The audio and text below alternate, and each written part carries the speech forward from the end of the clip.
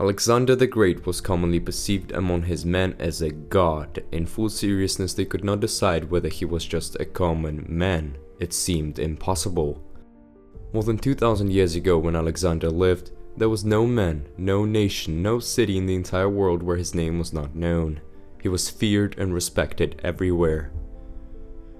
Alexander carved out a vast empire for himself, hammered his name in history forever. His ambitions knew absolutely no limit. Alexander was brave to the extreme, in some way absolutely irrational, dedicating himself to honor and taking risks. He had an unstoppable appetite for glory. I have to add that he was in no way a perfect man. Alexander was known to be selfish, narcissistic, cruel, and fundamentally unlovable. Perhaps those were the sacrifices he had to make to become an absolute conqueror like no other before him. Julius Caesar, one of the only men even comparable to Alexander, once wrote, "Do you not think it is a matter for sorrow that while Alexander at my age was already king of so many peoples, I have as yet achieved no brilliant success?" What we learn again and again from the exceptional men of history is that even they, men of such strong caliber, with extreme courage and limitless ambition, fall to addictions. Alexander learned to drink heavily, which ultimately led to his downfall and death. Alexander lived for 32 years and 8 months. He was often described as handsome, embracing hardship, and having the sharpest of minds. Even when everything went against him, when circumstances were not clear, he was highly skilled, stress-tolerant, and saw what needed to be done. At moments of uncertainty, he acted with the greatest courage and always kept his promises. Not only the ones around him perceived him as a godlike figure, but Alexander himself believed he was descended from the gods. This made the risk of death unimportant to him. He traveled more than 20,000 miles during his lifetime, not on a horse but mostly on foot in extremely hard conditions, surviving only through sheer willpower and irrational, supernatural-like self-confidence and persistence. He always was an example to his men, led from the front no matter what. Alexander was able to raise morale among his soldiers, fill them with hopes in the toughest of situations. Through his own innate fearlessness, he dispelled their fears in the times of danger. Despite his fearlessness, Alexander was wounded 9 times. Alexander's father, Philip, was the one to create Macedonia's powerful army which crushed all opposition. Alexander himself became ruler just at 19 years of age after his father was assassinated. At the age of 22, by the time of his death, Alexander had conquered half of the known world. There was no man as powerful before him. His story had the power to captivate every generation. Alexander's enemies hated and feared him.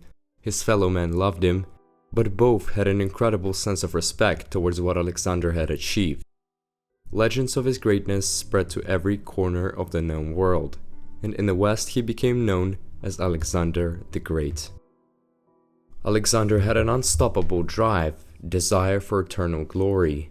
He developed an exceptional tolerance of fatigue and pain. His desire to win, to dominate, was bigger than anyone else's. Alexander believed that excellence is the capacity to tolerate and in some way enjoy pain. All the things you want in life are on the other side of discomfort, pain, and difficulty, said Alexander. To his army, Alexander explained that pain was not something to avoid. Instead, it was something to embrace and conquer. In spite of every obstacle Alexander ever faced, he did everything to win. During his life, Alexander was wounded many times, but never pitied himself. Alexander's unique character developed very young. When he was still a boy, he showed incredible self-control. His passion and desire for domination and glory granted him a clear vision of what needed to be done to achieve that. Since he was 16, Alexander already desired useful information for his future revenge on Persia. Once, when Alexander's father was away in battle, young Alexander received ambassadors from Persia himself. He earned their respect and was not clowned despite his age. Alexander used this time to ask powerful, manipulative questions to the Persians regarding their kingdom. 3 years later, he will use this information he gathered to attack them. Alexander possessed unlimited ambition and an extremely strong mindset since he was very young. That is very important, but he would have never achieved anything being an uneducated fool.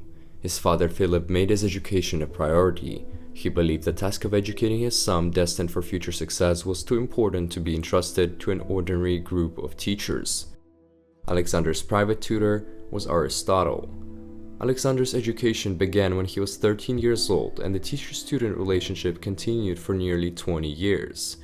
Philip understood that building a powerful, well-respected empire would require much more than just a powerful military. Becoming a tutor of young Alexander was a great opportunity for Aristotle. The position would be one of high honor, and he would be able to continue his research with the powerful king's support and resources.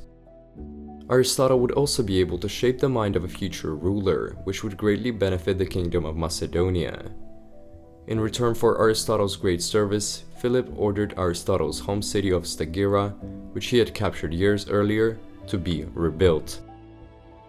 Philip had arranged for Aristotle to teach Alexander in a remote village called Mieza, inside the temple of the nymphs. Before Alexander left to Mieza, Philip advised him to not imitate his faults, and above all, to work hard. The special curriculum Aristotle made for Alexander was a mix of philosophy, rhetoric, politics, natural sciences, and the arts.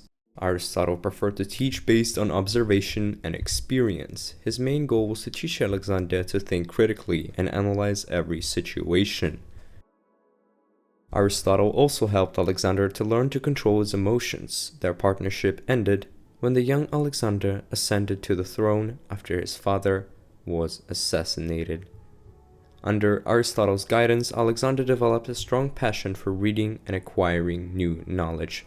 The copy of Iliad he carried throughout his military campaigns was annotated by Aristotle himself. Alexander proceeded to rule for 12 years and became a man of formidable achievements.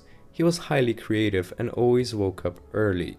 His diet was spare. Alexander was able to hold a very strong mindset throughout most of his life. He believed that the fact that something was difficult made it more important.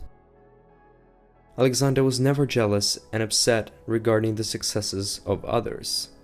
There was no trait of Alexander more firmly held than his admiration for genuine excellence and brilliant achievement. Even a man of such incredible achievement as Alexander fell to addictions and made terrible mistakes. He could withstand any pain or fatigue and win battles for sheer self-belief, but fell victim to alcohol, perhaps not first considering it as a threat. Alexander consumed large quantities of undiluted wine periodically, reaching pathological intoxication.